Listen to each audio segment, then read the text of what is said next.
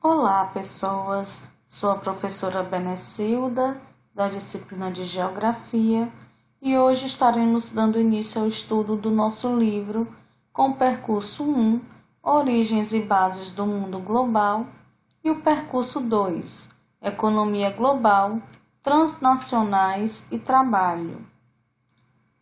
Origens e Bases do Mundo Global. Quando a gente pensa nas expressões mundo global e globalização, vem uma ideia de que vivemos um momento marcado pela intensificação das relações sociais mundiais em função de diversos fatores tecnológicos que afetam a economia do planeta, bem como a política e as sociedades. A globalização, porém, não é algo recente. Está em curso há mais de 5 séculos. O que hoje chamamos de globalização é apenas uma etapa específica e avançada de um processo antigo ou do capitalismo. Aqui nós temos uma imagem que vai nos transmitir justamente isso, né? Um mundo interligado, todos nós conectados e influenciando uns aos outros.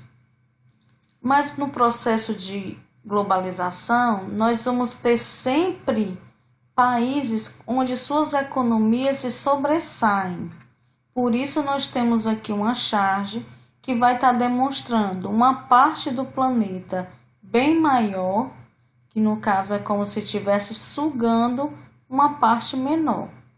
A gente tem aqui como se o hemisfério norte, né, a parte norte do planeta, ela sempre estivesse mais desenvolvida e com mais influência sobre os países subdesenvolvidos ou países emergentes, que geralmente ficam abaixo, né? No caso aqui na região no hemisfério sul, com exceção, claro, da Austrália e Nova Zelândia. Até o século XV, nós tínhamos economias mundo, né? 5 economias, que eram a China, a Índia, a África árabe, né? E a América, que eram as civilizações pré-colombianas. Então, elas tinham maiores poderes e maior influência. Posteriormente, essas economias mundo passaram a ser um sistema mundo, através da globalização. E aí nós vamos conhecer as fases da globalização, onde a gente percebe aqui, que nós estamos interligados em notícias, em informática, né? Em satélites, tudo um influenciando ao outro, tudo interligado. Iniciaremos aqui com essa pequena charge, onde nós temos os indígenas e um deles fala: pronto, está chegando a globalização. Por que eu coloquei isso? Porque a primeira fase da globalização, ela se deu justamente através das grandes navegações marítimas que ocorreram nos séculos XV e XVI. Entre os séculos XV e XIX, ampliaram-se as migrações de pessoas e a circulação de produtos, fazendo surgir novos mercados entre as regiões que antes eram isoladas, favorecendo aí a expansão comercial. Já na segunda fase, nós temos aqui representando a industrialização, porque nesse período aí veio a Revolução Industrial, o que impulsionou, né, a inovação de técnicas aplicadas à indústria, aos transportes e às comunicações, com a expansão de ferrovias, do uso de automóveis, aviões, telégrafos, entre outros, que no caso aí acabou contribuindo para intensificar e agilizar a difusão das relações econômicas capitalistas para os outros territórios. A terceira fase, nós temos aqui entre 1945 e 1989, que foi o processo de globalização que estava condicionado à Guerra Fria. Lembrando que a Guerra Fria era um mundo dividido em bipolar, em dois polos de poder, que eram os Estados Unidos e a União Soviética, onde nesse período não houve um confronto direto, mas houve confronto ideológico e o avanço de muita tecnologia, principalmente armamentista. E aí houve nesse período os avanços tecnológicos na informática, nas telecomunicações e nos transportes. Já na quarta fase, nós temos aí o avanço do capitalismo entre os países que antes existia o socialismo. Temos a revolução técnico-científica e informacional, com os avanços da informática, telecomunicações, robóticas, biotecnologia, química. A expansão do capitalismo gerou mudanças na produção industrial, na agropecuária, na prestação de serviços, nos conhecimentos técnicos científicos. E nós temos aqui representando um mundo digital, que é o mundo que nós vivemos hoje, totalmente conectado. Na atual fase da globalização, podemos observar um extraordinário crescimento do comércio internacional. Isso se deve a vários fatores, como a melhoria dos meios de transporte, de comunicação, diminuição dos custos e dos fretes, o rápido crescimento da população mundial nos últimos 60 anos, entre outros fatores.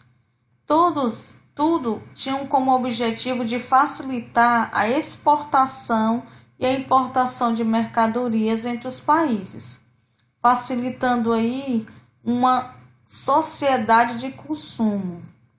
Essa sociedade de consumo é caracterizada por uma intensa procura por um tipo de produto, o que veremos na próxima aula. O comércio internacional, no entanto, continua apresentando desigualdades marcantes. Nós vamos ter países que têm uma maior influência, como eu falei anteriormente, tem grande participação no comércio mundial, e outros que nem tanto, ou que não tem nenhuma, Já que alguns apresentam um parque industrial mais diversificado, mais desenvolvido, e outros menos desenvolvido. As transnacionais. Em todo o mundo, parte expressiva da produção, do comércio e do consumo é impulsionada e controlada pelas chamadas transnacionais, que são empresas com alto nível de organização que atuam dentro e fora do território de seu país de origem, por meio de filiais espalhadas pelo mundo. Essas filiais elas são instaladas justamente em outras partes do mundo, porque vão ter mão de obra barata, mercado consumidor, facilidades, para que se instale essas indústrias nesses outros países emergentes ou subdesenvolvidos, que vai facilitar e vai fazer com que essas empresas lucrem cada vez mais. Existem inúmeras empresas transnacionais de origem de países emergentes, como no caso a brasileira Petrobras e Vale, e também a chinesa State Grid. Acho que é assim que se fala. A maioria, no entanto, elas vêm de países desenvolvidos, como os Estados Unidos, Japão, Alemanha, França, Reino Unido e Suíça.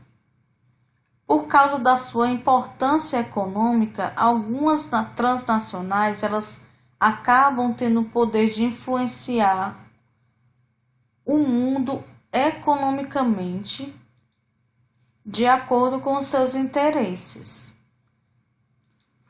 atuam também nas esferas de poder político, a ponto de interferir em ações governamentais a fim de estabelecer normas que facilitem o seu desempenho.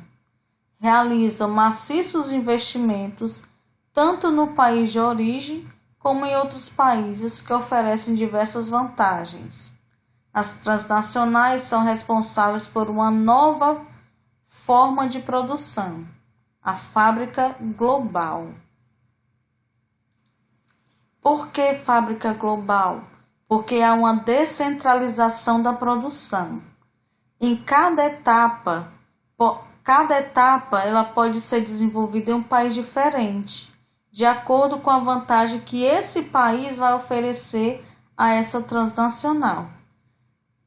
Dessa maneira, os custos de produção eles são mais baixos e o lucro chega a ser maior. Além do mais, eles acabam também burlando a competitividade no mercado global. Formam assim uma cadeia produtiva, um conjunto de etapas ou operações sucessivas que vão desde a extração ou obtenção da matéria-prima até a produção comercial e a distribuição da mercadoria. O mercado de trabalho. A forte concorrência, característica marcante do período mais recente da globalização, leva as empresas a buscar contínua renovação das estratégias de produção e comercialização de seus produtos, fazendo com que haja uma dificuldade para manter os postos de trabalho e conservar a estabilidade de seus rendimentos. Na atual fase da globalização, a inserção das inovações tecnológicas nos processos produtivos tem contribuído para aumentar o desemprego. É o denominado desemprego tecnológico ou estrutural, derivado aí em grande parte da substituição da mão de obra pela mecanização, para automação e pela informatização do processo produtivo.